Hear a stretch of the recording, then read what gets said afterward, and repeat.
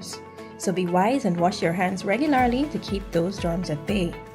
Get more tips for healthy living by tuning into Kaieteur Radio every Monday at 1:05 p.m. for your health matters.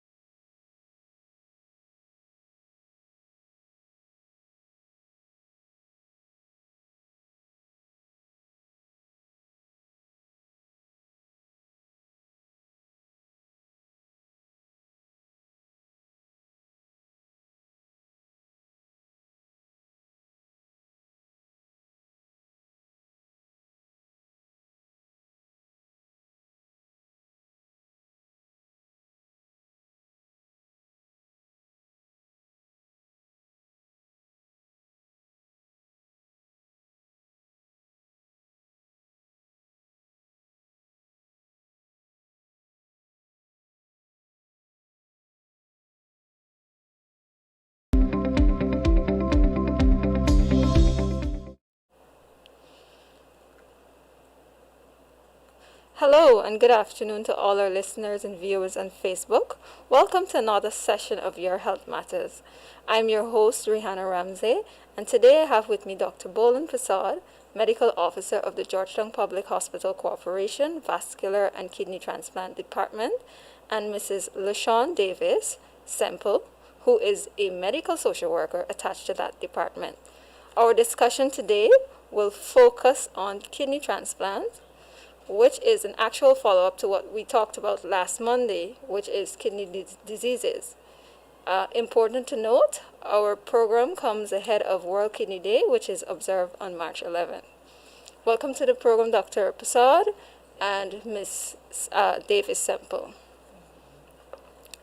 Before we go into our discussion, I don't know if you two would want to tell our guests a little bit more about yourselves, and then we'll talk about kidney transplants and how you come in for support. Go ahead. Good afternoon to you all listeners. I'm Dr. Prasad from the Vascular and Transplant Department at Georgetown Public Hospital, and I'm here to educate you and enlighten you about kidney and your health. But before I head into all of this, I would just like to extend a Happy International Women's Day to all our women out there, especially those hardworking ones at Women's Health, Ministry of Health. Okay. Thank you. Go Okay, ahead. I'm LaShawn Davis Semple. I'm medical social worker attached to the nephrology department of Georgetown Hospital. On March 11th is International Kidney Day. And since 2018, our department has been celebrating Kidney Health Month by means of marches, radio programs, television programs. The reason we do this is to educate the general public about what to look out for in kidney disease and how to get yourself checked for kidney disease. So today our focus will be on transplants, mainly transplant. So Dr. Prasad, this is your area. So I'll ask you, why should a person who's suffering from chronic kidney disease consider transplant instead of dialysis? Excellent question. So, it is nice to move away from the regular practice and routine question of educating the patients about signs and symptoms and what is kidney failure. And I'm happy that we can focus now on forms of treatment and the best form of treatment that patients can have. So there are multiple advantages that kidney transplant have benefits over treatment in terms of dialysis. So I would say nothing works like a kidney. And why you would prefer transplant, a kidney transplant, over dialysis, one of those factors is the life expectancy, for example. Someone who would have received a kidney, that kidney is in them working 24 hours versus dialysis 2 to 3 times a week for about 3 hours, right? So you still have remain toxins in your body. So the quality of life you live with a transplant far outweighs being on dialysis. The life expectancy of a patient with a kidney transplant is 15 odd years, right, of a better quality of life versus someone who's on dialysis. And in Guyana, based on the quality of dialysis we have and the quality of filters and these sorts of things, patients out there receive a poor quality of dialysis, and this actually reduces their life expectancy on dialysis. It narrows it down to about less than 5 years. Over 50% of our patients would die within the first year because of poor management of themselves, being adjusted to dialysis, infections, various things. And as well, the cost is factored in. It's very So expensive. the cost is another factor that is very, very important. The cost is more than a burden to the patients, because we in Guyana, our cost per session is approximately 12,000, which is more or less the cheapest.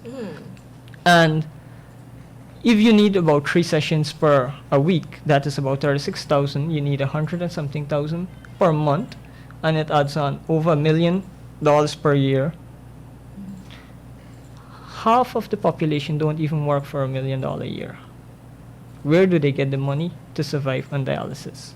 And that is only dialysis. I'm not talking about Transplant to get to the dialysis, taxi to get to the centers. I'm not talking about if they would need injection EPO, which is about $6,000 to $8,000 per shot, and the EPO is a stimulant for their red blood cells. So kidney failure patients usually suffer with low blood count, and it is due because the kidney not stimulating the bone marrow. The kidney produces hormones called erythropoietin, and that goes to stimulate the bone to produce red blood cells. So because the kidney is not working to produce that hormone, you need an additional stimulant, which is EPO, you call it. So it's an injection that costs almost $6,000. So that's additional cost. So these patients' cost is a burden on them. Versus transplant.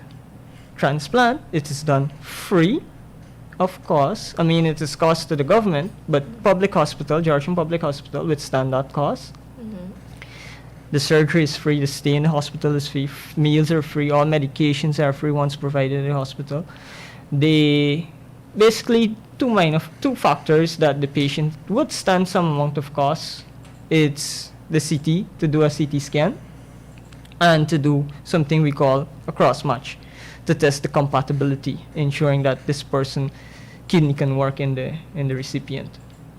So usually this test is sent to a university in Miami at the cost of $3,776 and most of the time the Ministry of Health would stand half or almost the full cost of this cross-match based on the patient. We evaluate every patient and their financial status and see how much we can help them. So in that sense, the patient stand minimal cost, very minimal cost once we investigate and we see that, they can't really afford it. So cost for transplant adds up minimal to the patient versus on dialysis.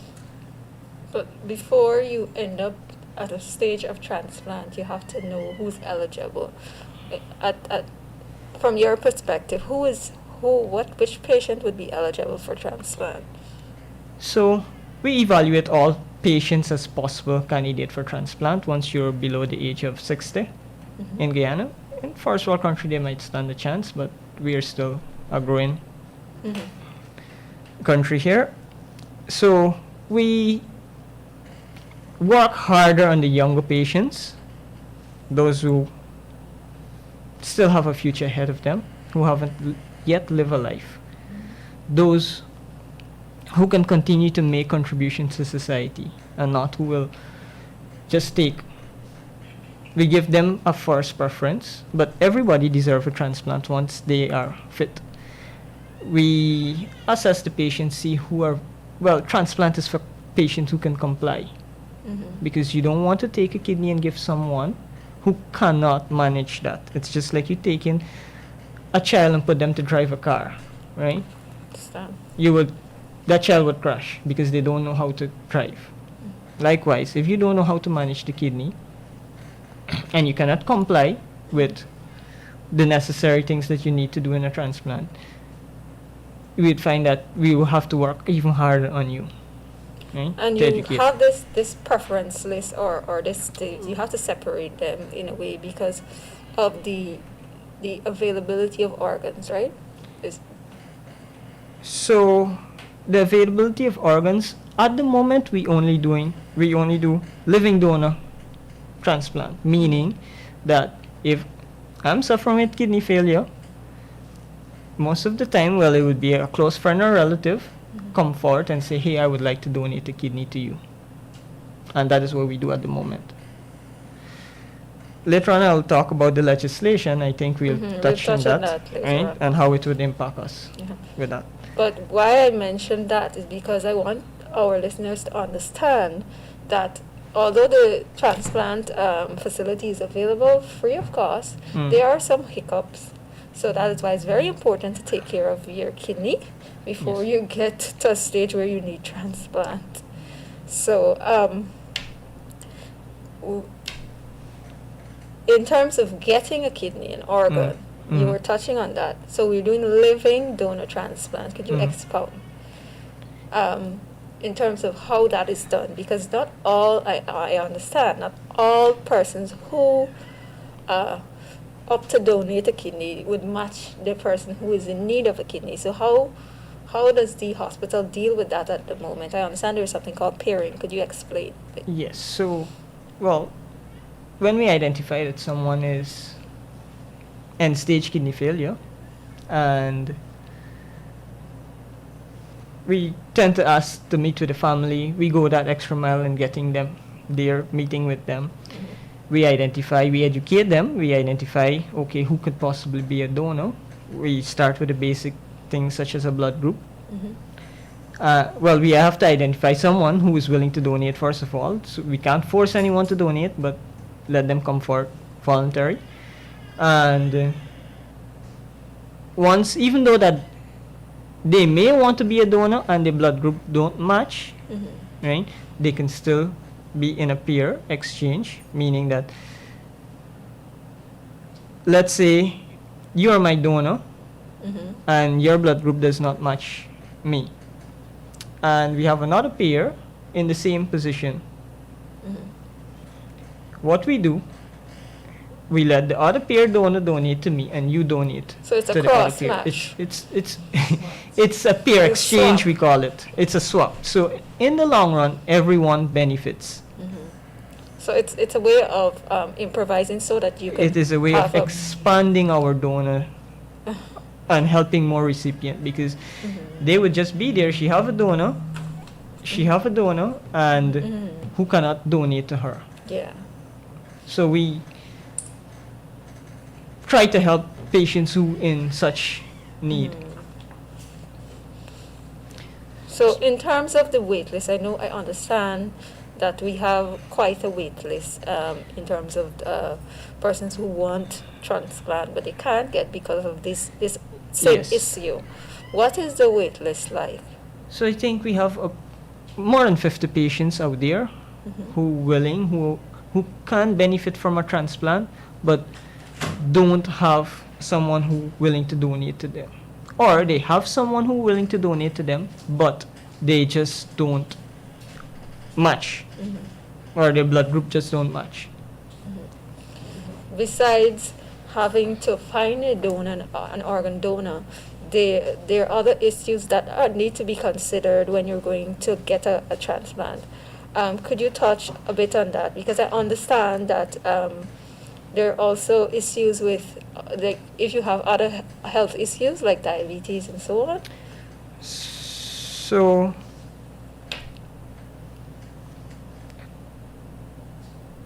diabetes is not a contraindication. Actually, diabetes and high blood pressure are the two known causes or main causes of kidney failure in the world.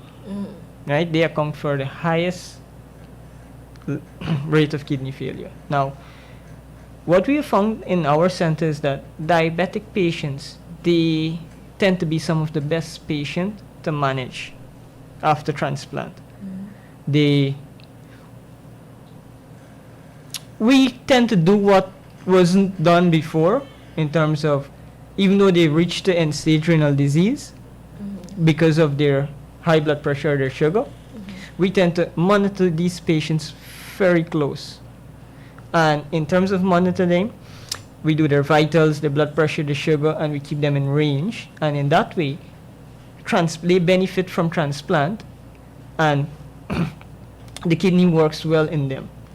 So if we can actually do this in terms of preventative methods before they would have head into kidney failure, it would have been wonderful. And this is why we need to emphasize a little bit more on our primary healthcare system, whereby we screen patients who are known diabetic and non-hypertensive to prevent them reaching this stage. So what are you saying, that most patients who have kidney failure would have other health issues as well? Definitely. Oh, okay. I get you.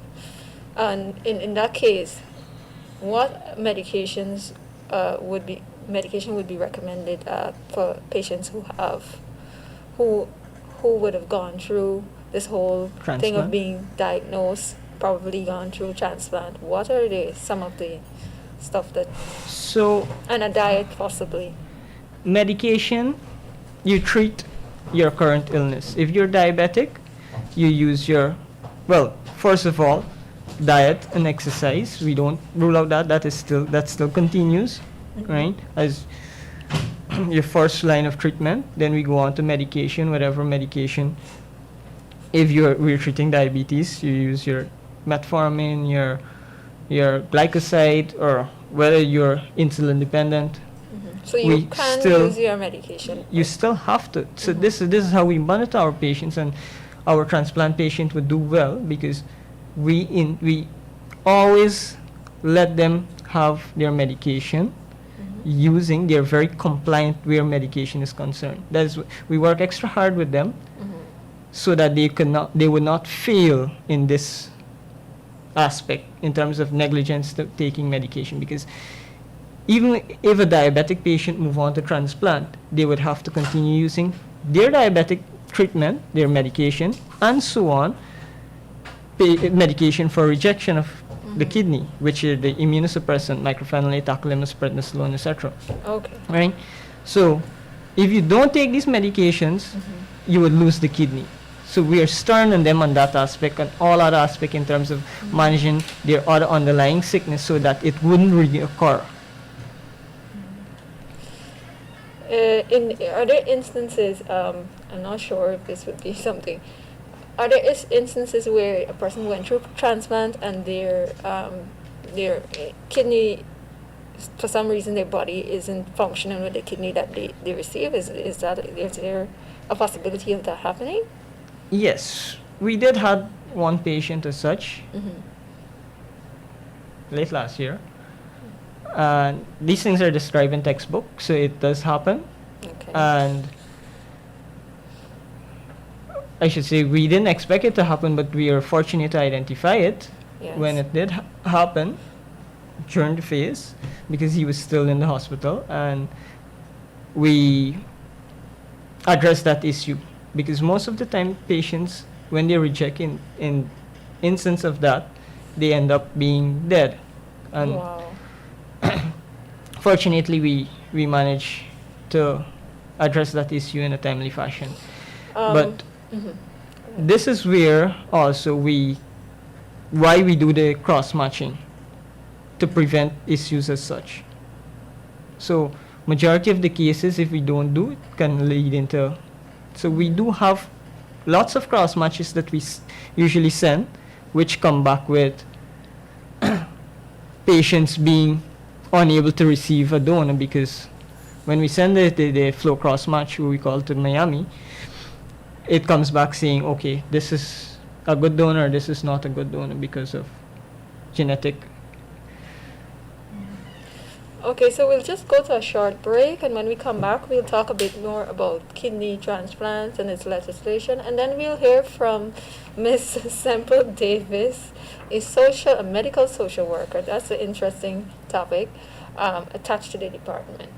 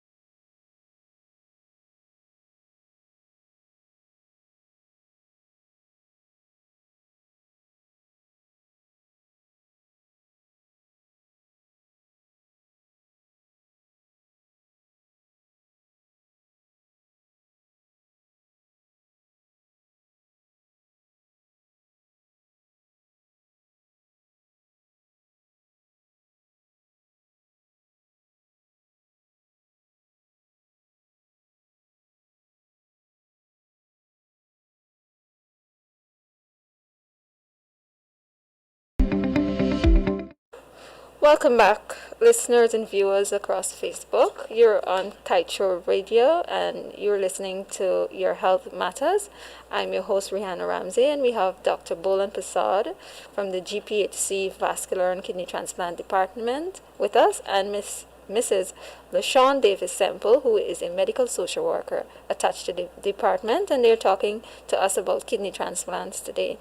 Dr. Prasad, we would have mentioned a lot about kidney transplants, but can you tell us what is the mortality rate like for persons who are diagnosed with the disease, especially those who are suffering from a chronic stage?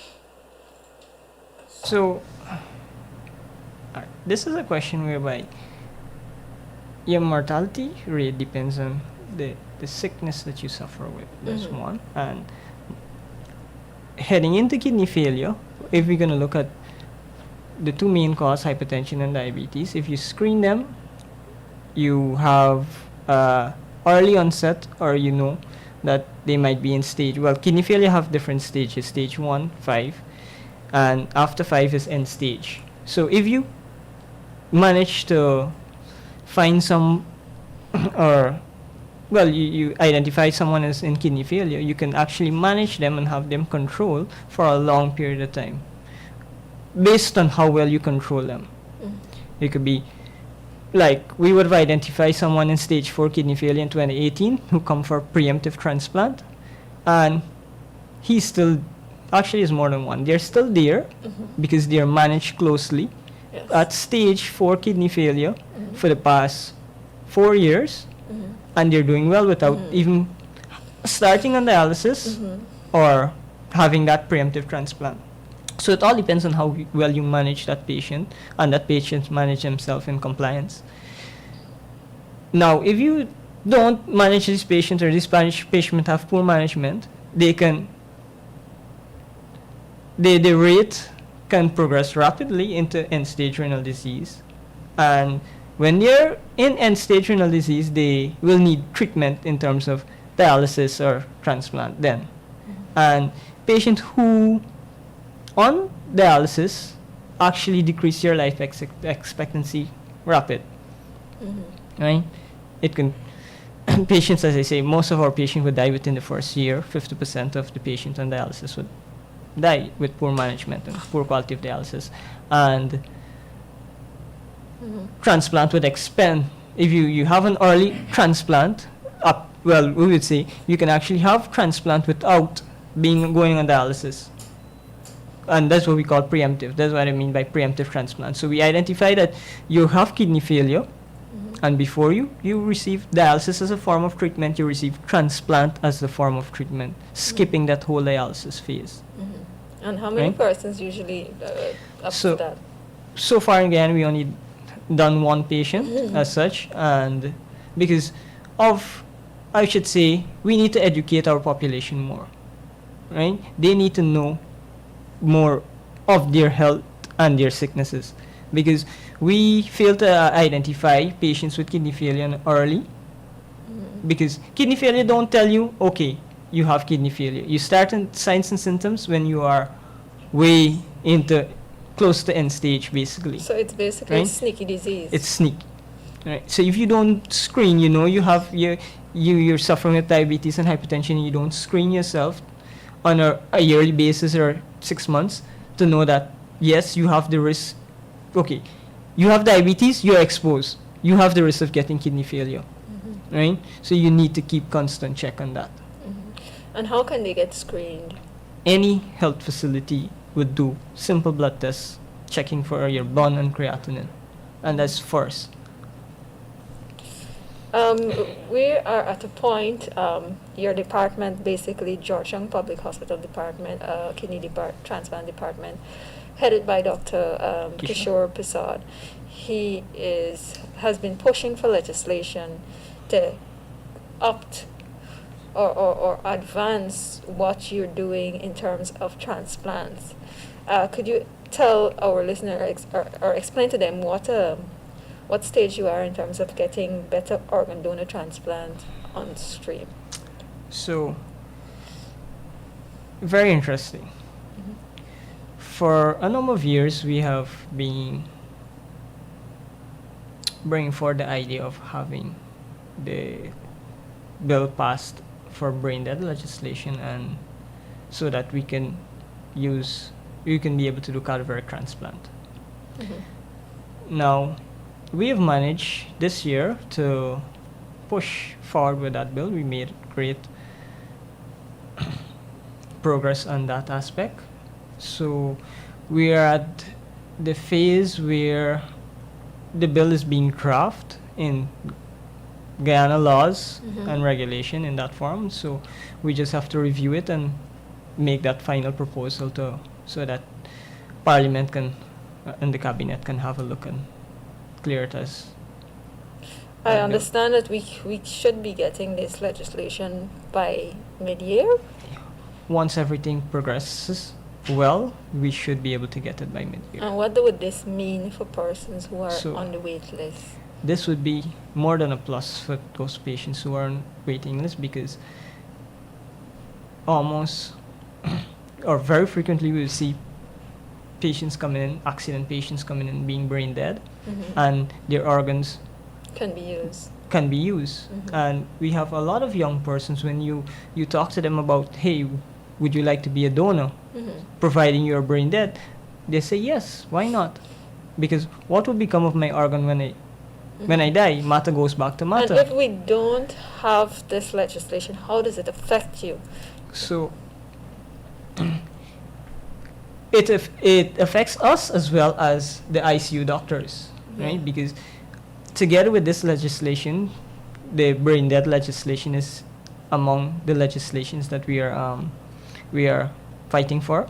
And to determine someone brain dead, we don't have a law that governs that. So if today I turn up in ICU, brain dead, and my family refuses to turn off that ventilator, right? They can have me there for months occupying a ventilator, and no one can take me off because my family refused. They have hope. Now, if we have that law, we can say, okay, this person is brain dead, and we can make use. And let's say I sign up to be an organ donor. Bingo, we benefit from that. We do kidney transplant now, and that would be the first where we would be doing if someone is brain dead. But we have other things that, like pancreas, we have hopes in the future to do liver, heart, etc. When that time reach, we can do cornea transplant and other tissues, because other departments, joints, skin, graft, and these things can make use of other parts of, even to the university can make use, be covered under this legislation to have their organs there to do studies, research, everything. And for persons, for you to actually benefit from this cadaveric transplant, the department and the patients, the persons who are suffering from the disease and want transplant, persons would have to agree, and the legislation would have to be in place, and just to cover the hospital and the doctors from being slapped with a lawsuit, basically. Yes. Okay. So the legislation protects us, right? Because it identifies individual who will be doing transplant. So someone cannot come from another country or off the road and say, hey, I'm going to do your transplant. No, it'll be illegal. Okay, so that also helps to guard against the medical practitioners who against these illegal donors and so on. Okay, all right. We're going to talk to Dr. Just let's go to a break now, and when we come back, we will talk to Ms. Semple Davis about her work with the department. She's a medical social worker, and that should be interesting. Go to break. Kaieteur Radio, keeping you informed. Demerara and Essequibo 99.1 FM. Berbice 99.5 FM. Kaieteur Radio. GPL Public Advisory Service Interruption. Dear valued customers, in the environs of GPL's New Georgetown substation, Rhymeville Georgetown to Craig, eastbound Demerara, please be informed that GPL is aware that your communities are still experiencing service interruption due to a trip on our F1 feeder. Consequently, to mitigate further service interruption, our technical teams are currently executing a detailed assessment of the issue to ensure all corrective works are comprehensive. GPL apologizes for the inconvenience caused and will apprise customers when power is restored. Kaieteur Radio. Covering Guyana from coast to coast. Demerara and Essequibo 99.1 FM. Purvis 99.5 FM. Kaieteur Radio.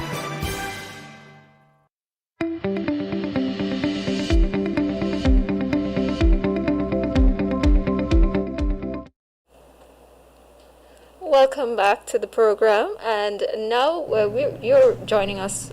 For those who are now joining us, it's Your Health Matters, and we're discussing kidney transplant. Today we have with us Dr. Bolan Prasad and Mrs. LaShawn Davis Semple, a medical social worker attached to the department at GPHC, the Transplant Department. And we had quite a bit from Dr. Bolan Prasad a few minutes ago before we went to break. And now we're back with Mrs. Davis Semple, and she will tell us a bit about how her work. She is a medical social worker, and she'll just tell us what is her role in the whole process of transplant in the nephrology department, which deals with kidney diseases, why it's important. Go ahead, Mrs. Okay, a medical social worker in the dialysis center and transplants serve as a support system for the patient and their family. With kidney disease, or hearing that you now have kidney disease, it's very devastating. Anyone would be really angry at everyone, depressed, sad. All emotions build up into one. It's devastating because it's a deadly... And it's a deadly disease. And also a financial burden on persons. So soon as a person hears that they have to take dialysis, the first thought is, what's the price? I can't afford that. And then, they see death. So the social worker becomes imperative then, because the support system, I have to counsel, give support, get family members together, educate them about dialysis, educate them about kidney disease and these things. Okay. And how does a person become a medical social worker? Is it that you're attached to the ministry that deals with social work, or is it something that the Georgetown Hospital actually has So Georgetown Hospital actually has places for that. The thing is, you study at any university, University of Guyana, maybe some foreign university with a degree, get a degree, and you can apply at Georgetown Hospital Ministry of Health to become a medical social worker. And a medical social worker differs from a normal social worker? How? It's the same 4 years of training, but with medical social worker, when you get on the job, then you have a different training or another set of training from the social workers that are there before, because remember, our medical social work is networking with agencies. It's guidance and counseling all the time. It's supporting. And if we really look at in the medical field, soon someone in the hospital, sometimes we have places where family do support, sometimes family do not support. So that is one of our biggest strengths, to get family to support. Okay. And in your department, how many social workers are there? There are only one social worker, and that is me in the medical social worker department. But in Georgetown Hospital, there are 13 social workers, because every department have a social worker. Even at outstation at the clinics, we have social workers. So your work is basically to help to provide support. You mentioned that. And guide and I imagine you would be there at their lowest moments, because not everyone has that kind of family base and so on. So you would be there to encourage and so on. Yes. In terms of how many patients do you deal with on a daily basis? Well, for last year we had about 600 admissions of ESRD patients, but not all are on dialysis. They have persons that, as doctor said, they're different stages of ESRD. So some are stage 2, stage 3, maybe with symptoms, some are without symptoms. I normally have clinics on Mondays and Fridays, so even to the clinic patients, so my caseload is about 1,000. 1,000? Yes, Wow. about that or maybe less. Because when we couple that, because we're the main hospital, most of the patients, even though they're dialysis centers right around Georgetown, most of the patients come to Georgetown Hospital because of the nephrologists. And we have 2 nephrologists in Georgetown Hospital, so most of the patients come there for medical attention. So all of the patients So I work with. how do you manage 1,000 patients, one person? Because they come on a daily or a different basis. It's not that I have to manage 200 today. For instance, today we had clinic. We had 23 patients at clinic. I only spoke with 7. Okay. The others, they do not need social intervention because I have already spoken to them, guide them towards dialysis, so they can start preparing, so they're okay. But they said that now come the new patients, I speak with them. Okay, so you basically have to put them in compartments Yes. in a way, to know who Yes. needs your service more and who Yes. can On clinic days, I say the new patients, I would speak with them first because now we have to educate them about dialysis, educate them about the financial aspect. So I speak with them. When they come to clinic next month, I send them home with a plan. So when they come next month, they come with something to give me. And we work from there. Okay. Then I refer them to Dr. Bolan or the other set of nurses, depending on which form of dialysis the patient chooses. In terms of their psyche, I know nobody wants to be diagnosed with anything. that is known. But in terms of mentally, how do you help them?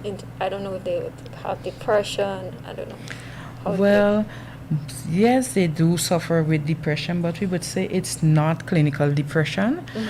So, yes, talking, support, guidance, intervention, and networking with other agencies do in time help them. Other agencies? Yes, because sometimes patients need, most of the patients that come, you see, sometimes we look after dialysis, but then, as you said, the mental health, they need financial support, Okay. social support. So I send them around to different places with referrals, Okay. and they Gotcha. go from there. In terms of your work, I know every job has challenges and high points. Could you touch a bit on some of your challenges as a social My medical biggest challenges are gynaes are not educated about kidney disease, and our culture do not allow us to be educated, because most of the persons that come to the hospital or get referred are in end-stage kidney disease. Maybe I'm in the medical field, may now see the need for a yearly checkup. But gynaes don't do that. Gynaes come to accident and emergency when they're at their lowest. So that's one of my biggest challenge.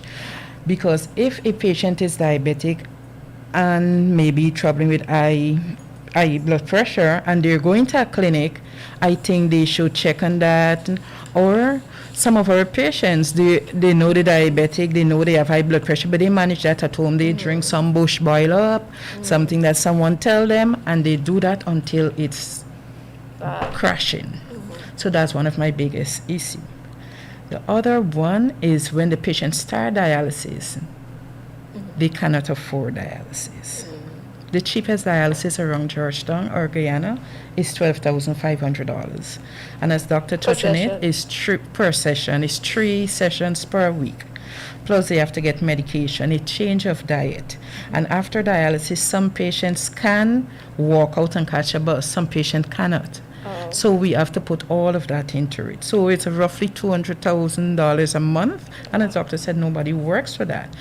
One of my highest point is when a patient come and say, well, NIS, he can get NIS assistance.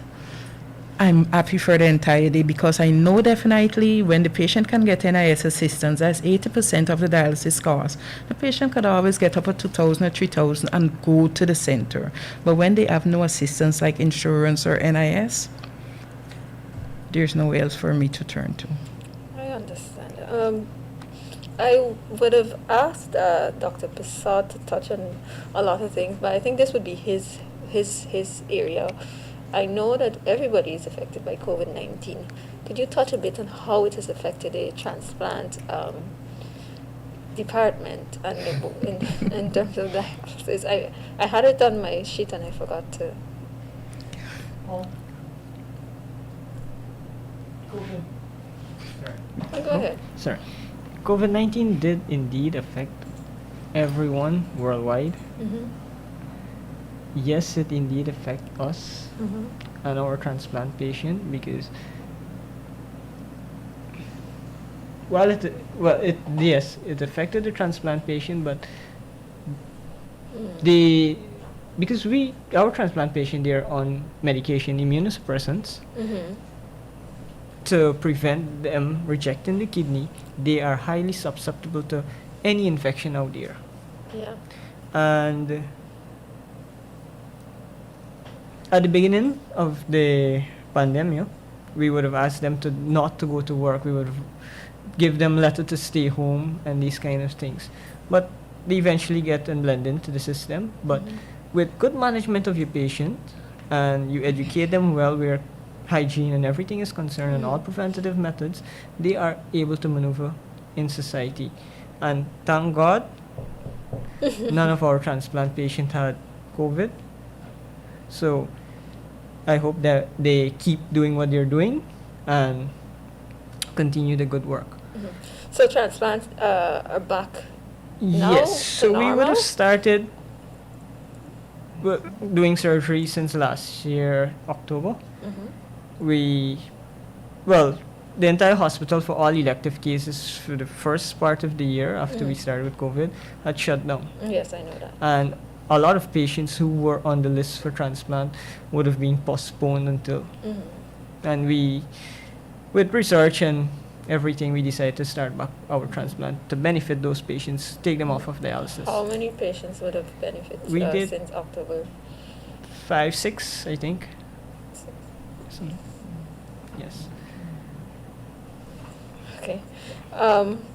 So we're gonna take a little break, and then when we come back, we're going to you get Dr. Prasad to touch a bit about the importance of our kidneys because it's World Kidney Day on March 11th, and he will give us a bit about some of the signs we should look for. We talked about diabetes being one of the precursor, and then we'll say goodbye to you.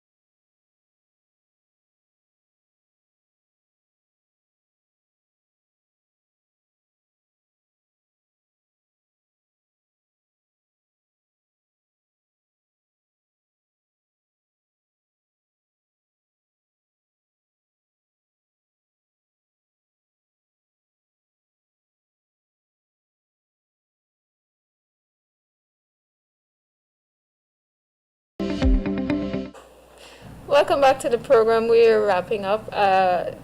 on Your Health Matters, and we have Dr. Bolan Prasad, who will tell us a bit, he will impress upon us the importance of our kidneys, because we are dealing with kidney transplant today, and we are talking about kidneys ahead of World Kidney Day. So, Dr. Prasad, could you just tell our listeners why it's important to take care of their kidney and what that does? So, as I would normally say, nothing works like a kidney. So, I'm going to encourage you all, listeners out there, to take care of your kidney.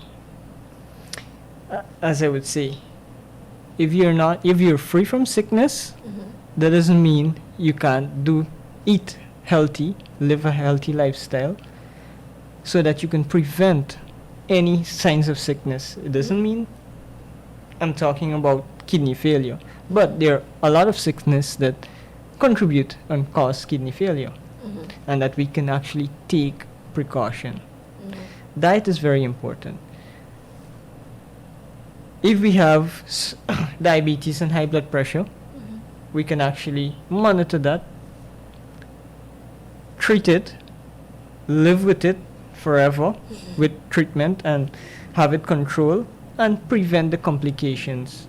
And the complication is one of them is actually kidney failure. So we can actually prevent that if we take care of ourselves then.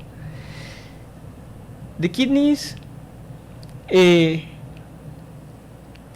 does excrete all of our waste products from our body in the form of urine. It filters. It is what everybody refers to as the filter. And if we don't take care of it, I mean, kidney failure, even though people might say you have two kidneys, what happened to the next one? When you have kidney failures, both kidneys fail. Are affected, yes. Right? So, you don't want toxins to be building up in your system when your filter is not working. Right? So take care of the kidneys, and you live a far healthier life. A longer life. A longer life, free of other sicknesses. So, well, that brings us to the end of our discussion today. We would just like to thank Dr. Prasad and Ms. Davis Semple for joining us, and wish all, especially the women out there, a happy International Women's Day on behalf of our production team here at Kaieteur Radio. And to all the rest of you, have a pleasant rest of the afternoon. Until next time, be kind to yourselves. Goodbye.